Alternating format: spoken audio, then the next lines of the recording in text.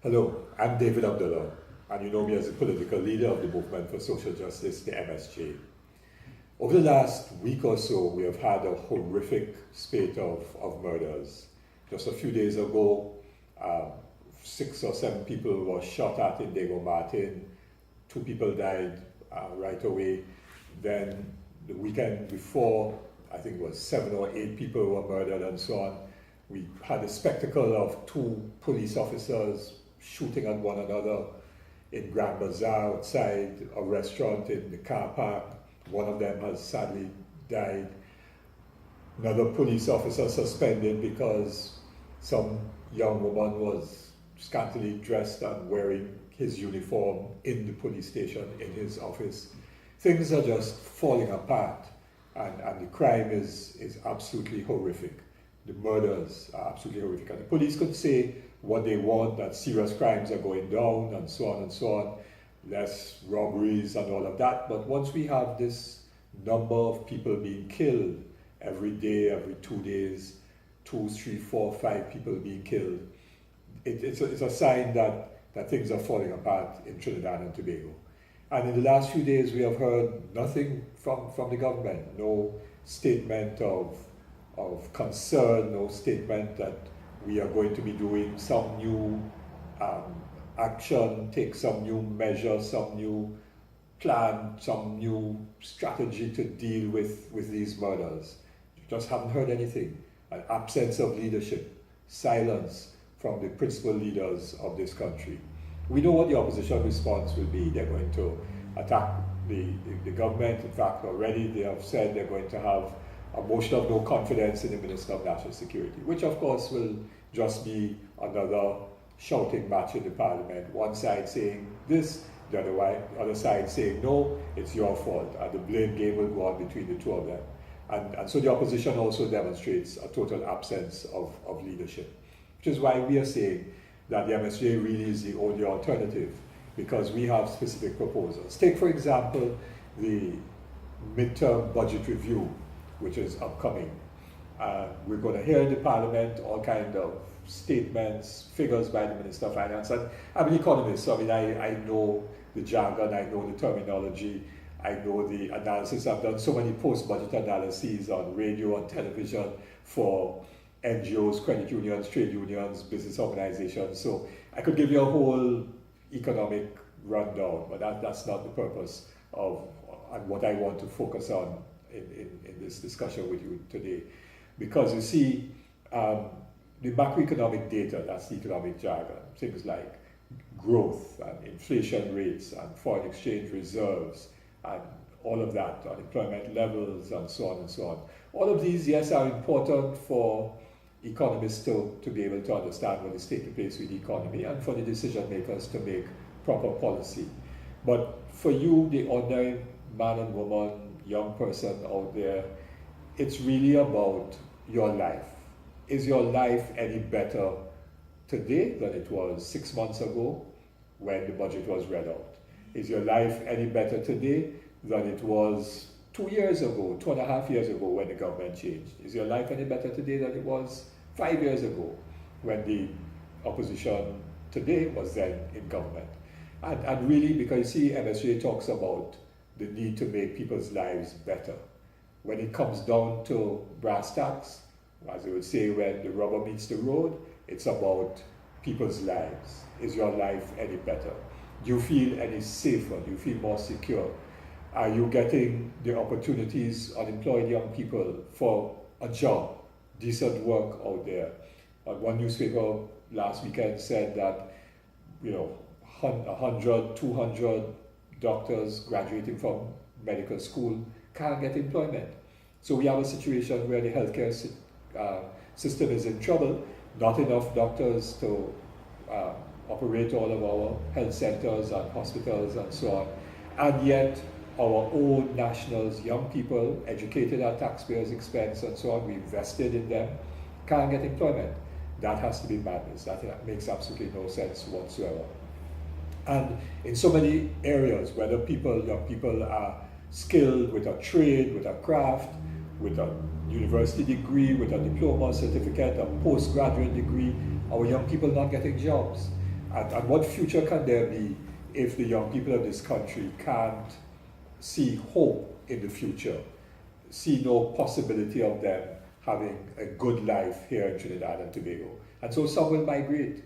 And when they migrate, they will help to build other countries. And we who invested in them with training and education and all kinds of resources are not going to benefit from that skill and that human resource capacity because they're going to be elsewhere. And then you have a situation, of course, where other people are getting laid off of their jobs. So workers at UTT are fearing retrenchment, workers on contract in many government ministries or departments. When the contracts came to an end, the contracts were not renewed or the contracts have been terminated. So there are people who are losing their jobs. In the private sector, companies are laying off workers and so on. So all of the macroeconomic jargon, all of the talk in the parliament about the midterm budget review doesn't translate into something meaningful unless your lives are better, unless you have a job and you can afford to take care of your families. And when I talk about taking care of your families, we have a situation in this country where 20%, one fifth of the population, which works out to be 240,000 people or more, are living below the poverty line. In other words, they're not earning enough to be able to provide proper shelter, enough food that would give themselves and their children decent nutrition levels and so on, take care of medical and education needs, clothing, etc. More than 200,000 of our people can't put enough food on the table tomorrow morning. And then another 50% of the population, 40-50% of the population is just barely able to survive from week to week or month to month, from paycheck to paycheck. And so by the end of the week, they're out of money, or the end of the month, they're out of money. And of course, people who are retired, who are on old age pension, or just getting NIS and so on, they are also, if not below the poverty line, barely able to survive. And what, therefore, is this budget midterm review about if it doesn't speak to being able to improve the lives of people, to make sure that those people who are in poverty can come out of poverty, that those people who don't have a job can have a job, that those jobs are decent jobs that provide them with a decent income to be able to take care of themselves and their families and so on. At the same time, you see, we have maybe 1-2% of the population who have obscene wealth, who can change their SUVs, their luxury SUVs every year and so on. And so, in the newspapers you see the advertisements and so on for all the high-end luxury SUVs, and then people change them like some people might buy groceries every week, as the case may be. So we have a lot of inequality in this country, a lot of inequality. And this inequality is not good, because when people don't have hope that they can have a better life, some of them turn to crime. And so I come back to where I started with the issue of crime and violence, which is why we, the MSJ, say we're the only alternative. Because you see, when we have proposals and ideas to deal with problems, we see the problem in its totality. And so one key solution to the problem of crime is giving everyone in this country a sense of hope that they can live a lawful, decent life, having a decent income, having a future, and so on. If our young people have that hope, then there'll be no need for them to engage in crime.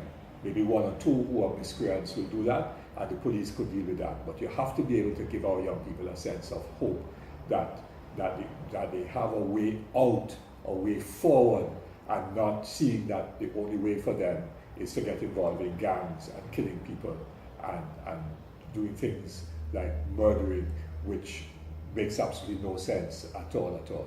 So we address the issue of hope. We talk about policies that would create wealth and income in our communities. Look, the rainy season is about to start, and of course there's going to be flooding and all kinds of problems. The government is saying, well, we're going to give out contracts, but who are those contracts going to? Big contractors. So the big contractors will make more money from taxpayers' money. And instead, what we should be doing is creating resources in the community. So community businesses, community cooperatives could have the resources to do the work, to deal with the flooding, to deal with improving roads and all of the facilities in the community. And if you do that, the communities will be better and safer, and people's lives will be better. There are a whole range of things that we could talk about in terms of proposals, but I don't want to keep talking. The thing that we have to recognize, and what we in the MSJ want you to recognize, is that we are really the only alternative. That we are standing on the basis of honesty, of integrity, that we are not about the old politics of divide and rule by race and by religion and so on, that we want to implement actions that will make the lives of ordinary people, workers and farmers and small business people and professionals, make the lives of ordinary people better, young people in particular. And that we, in our political work, don't come and tell you, this is what we can do for you. No, our political style is different. We work with you, we listen to you, we understand your problems, we know that you have solutions to the problems that you have, and then we work together to make your lives better. This government is failing miserably. Prime Minister seems to be an absentee Prime Minister. He went to Tobago the other day, took in the jazz, took in Fantasia show. Yes, but what about the lives of people here who are in trouble? What about the people the families of those who were killed in Diego Martin? 3 MPs of Diego Martin, all PNM. Have they done anything about that situation in Diego Martin, that horrific murder? These are the things that people need to see in terms of leadership in this country. And that is why we again say, we are the only alternative. I'm David Abdullah, and until we come back again with another big blog, take care, people.